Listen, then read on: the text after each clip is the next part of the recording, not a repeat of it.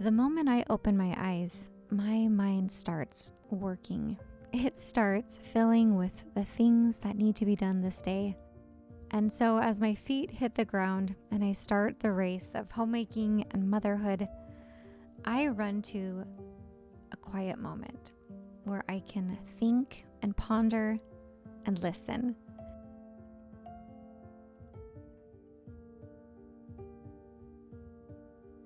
I am going to take you through a very ordinary and simple day of homemaking, share with you a little bit of the structure that we have going on in our home this summer, and I hope that it gives you a little pep, a little homemaking motivation. But before anything productive can get done, I need to feed the people. And so, lucky for me, I have some sourdough pancakes that I started in the fridge the night before, or even a couple days ago, I think. I start out by mixing 1 cup of milk with 1 cup of sourdough starter and 1 cup of flour, usually whole wheat flour, and I let that ferment in the fridge. And then the following day, I mix that all together. I add 1 egg, about 1/4 a cup of coconut oil, a couple tablespoons of honey, 2 tablespoons of baking powder, and just about 1/4 a teaspoon of baking soda, and a little bit of salt. And it makes the most delicious sourdough pancakes. They've been fermented, and so they're much easier on the belly.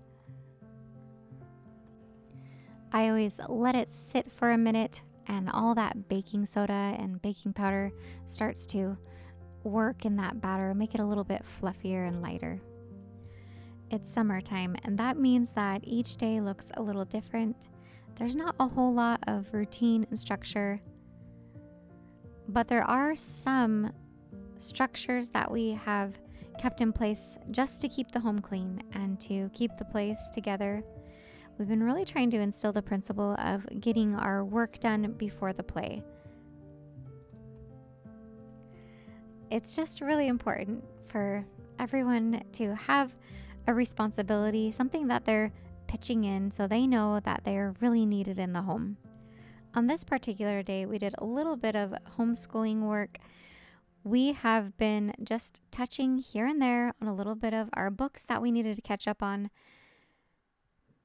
And homeschooling is just around the corner, and I'm trying to enjoy every bit of these not totally structured days. The current system that seems to be working right now is having each of my 3 big kids be in charge of a main room that gets a lot of traffic for a whole week. So one of these rooms is the living room, and then there's the mud room plus laundry room, and then there's the dining room. And I take care of the kitchen. But as long as the kids can keep these rooms tidy during the day, they usually tidy it up in the morning and then again at night before we go to bed. It just helps keep the house so much tidier, keeps things put away. On top of that, we have what I call our morning chores, and that includes making the beds, tidying our bedrooms, brushing our teeth, feeding the animals. So that is expected, and I'm just taking some vitamin C and electrolytes just to keep up my energy. The baby usually goes down for a late morning nap, and in that time, I try to get a lot of my chores done, try to get the kitchen tidied up, all the breakfast cleaned up, and I'm also putting away some groceries that we got from the day before. We like to get a lot of our dry bulk goods from the Amish markets, but they also have a lot of discount groceries. And so we do get a lot of snacks from their discount groceries, and I did find some of my favorite probiotic soda. I'm really into Olipop's right now. They're delicious.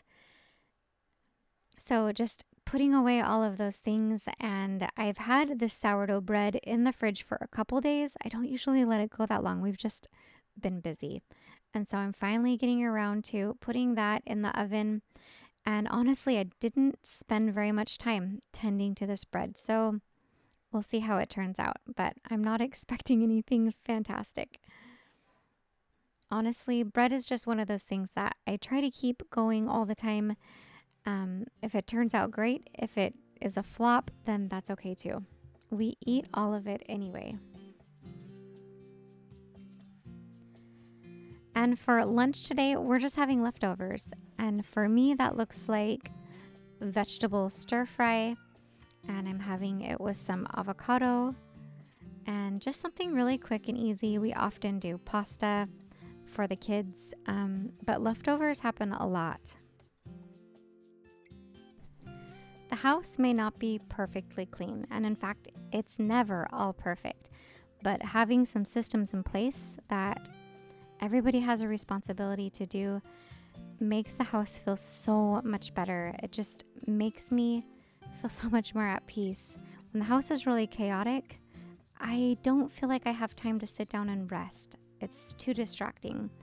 But when there's a clean space, it makes me want to light a candle, sit down and open up one of my favorite magazines or books, and just take a breather because we feel like we've accomplished something. Plus, it also allows me to sort out some creative thinking. I always have some creative project in my mind that I want to do, and it gives me time to dream about that and think about that and maybe set some goals to get things done. My morning chores are getting started a little bit late in the day because the baby has just woken up from her late morning nap, and so it's time for me to go in and make my bed, organize some laundry, pick things up.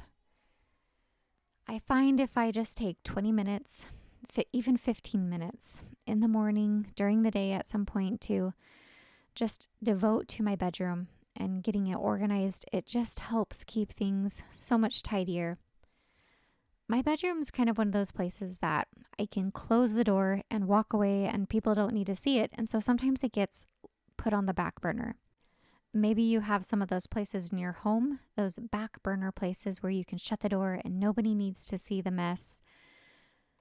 Well, I feel like as homemakers, we can have places like that within our own hearts, within us as well, not just in our homes. Places that we close the door and we say, I'll take care of this later. But those places just tend to pile up, and we always know that they're there subconsciously. But if we tend to them for just a little bit each day, it helps keep the chaos away and it brings so much more peace of mind. I hope you know what I mean when I talk about those back burner places of your heart and your mind. And I'm learning more and more how important this kind of self-care is as a mother and as a steward of the home, to be maintaining ourselves as well as our homes. In fact, it's even more important than having a clean house. Well, that's what a severe case of shingles on your face will teach you, along with some other valuable lessons. I wanted a place that I could hang up some of my dresses to dry, and I was inspired by an Amish home I saw that just had a simple clothesline on their front porch with all of their clothes drying, and I thought that would be perfect. This is a place that is adjacent to my bedroom, and so I just hung up a quick line to dry my dresses. The porch is another place that I'm constantly needing to maintain. Our silly chickens keep coming up here and getting into the dog food and the cat food. And so that's kind of a problem. And it's been hard to keep clean. But it is also one of our favorite living spaces during the summertime and the warm seasons. And so it's worth keeping up and worth trying to keep clean. I've got my work overalls on, and I need to get out into the garden and pull some weeds, try to find some of my vegetables amid all of the green, wild, ferocious weeds that are growing in the garden. During this time of year, I feel like we are just at war out here in the garden. Missouri is green and wild and plentiful. I love being able to grow a garden out here, but it is hard to beat the weeds down. But the flowers in the garden make it so heavenly. We have planted some zinnias, and I love how they just burst into life. And they make everything feel like it's going to be okay. I read a quote that reminded me that when a flower is growing, it doesn't compete with all the other flowers around it. It just blooms. And it reminded me to stop comparing my garden to others, stop comparing myself to others, and just understand that if you're a zinnia, you're a zinnia. If you're an iris, you're an iris. And to just bloom the way you are and enjoy that unique beauty that you are, and not worry about what everyone else is doing. We had the opportunity, or we took the opportunity, to go and visit a local flower farm in our area for educational purposes and to just be inspired to see how somebody else is growing flowers in Missouri. It was so inspiring to see the varieties that she had growing in her garden and what she found to be successful. She put down tarp, made holes in the tarp, planted her starts and seeds there, and it was just food for the soul. So I'm going to put her down in the description box below. If you're in the area, you can check out her Facebook page, press like button, and share some love. We did implement a similar idea in our tomato and basil garden. We put holes in tarp and planted our peppers and basil and tomatoes. I planted basil next to our tomatoes this year because they're companion plants, and they're also companion flavors. They go well together in dishes and food as well, and I'm so glad I did. It brings me so much joy. So we are getting some dinner ready tonight. I'm going to be making some fresh pesto from all of that basil that I harvested. It is just plentiful. And so I'm probably going to be needing to do a pesto day where I just make a bunch of fresh pesto and freeze a bunch of it for later. My pesto recipe roughly is about 1/4 a cup of fresh Parmesan shredded, about 2 cups of fresh basil, and I squeeze half of a lemon. You were also kind to inform me that I was using my lemon juicer wrong last time. I figured out how to put that in correctly. So I squeeze about half of a lemon in here, and then today we're using walnuts. You can use pine nuts, walnuts, whatever you've got, and it's about half a cup of walnuts in this case. I do think pine nuts add a beautiful, wonderful flavor, but walnuts work just as well. And then it's about 1/4 a cup of olive oil.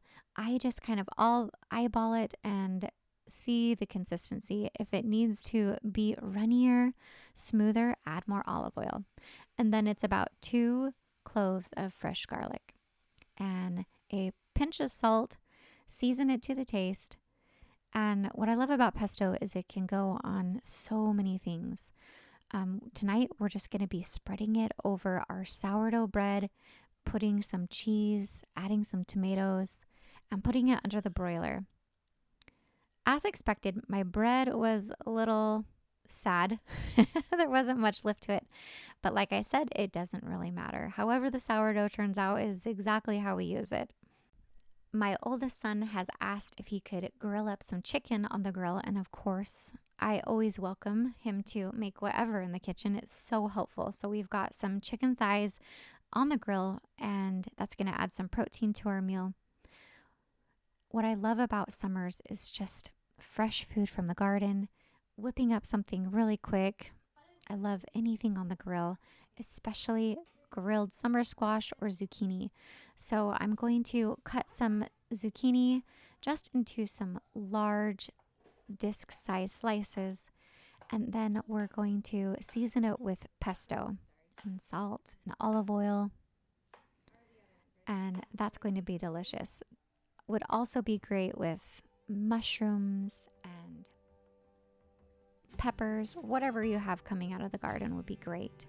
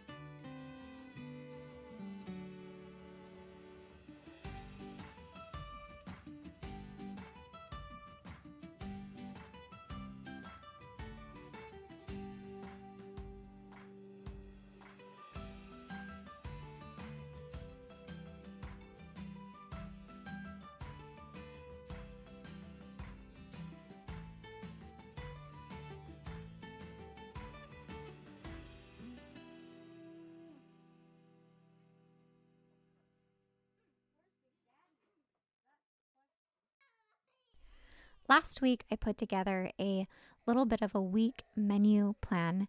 I put all the recipes I made in last week's video into a little ebook for you guys with a calendar and a grocery list of all the ingredients.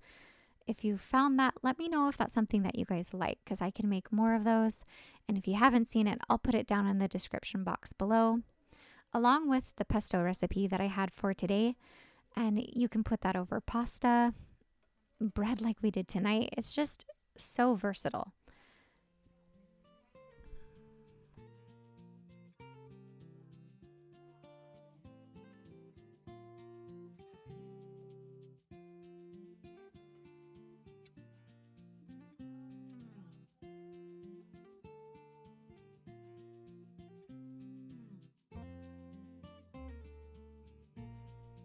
We've been trying to take advantage of the longer, sunnier days. The weather has been so lovely lately. It's been quite cool, about in the 80s, and so the evenings have just been splendid. It almost feels like early fall weather that we've been having. So the kids are outside throwing a football with Jared, and instead of just keeping the work going, I try to throw in the towel and relax a little bit, enjoy myself a little bit, and just let the day wind down. Jared spontaneously started a fire. We have some branches that blew down in a storm that needed to be taken care of. And so I went in and grabbed some marshmallows and graham crackers, and we spontaneously had a little night around the fire. One of our kids brought out an old book about a grizzly bear and camping. And so we had a little bit of reading around the fire. And these are the moments that I live for. Remember to join me back here next Monday as I'm restoring home, family, and spirit through tried and true homemaking skills. I hope you guys enjoyed today's video. Let me know in the comments down below, and I'll catch you next week. Love you lots.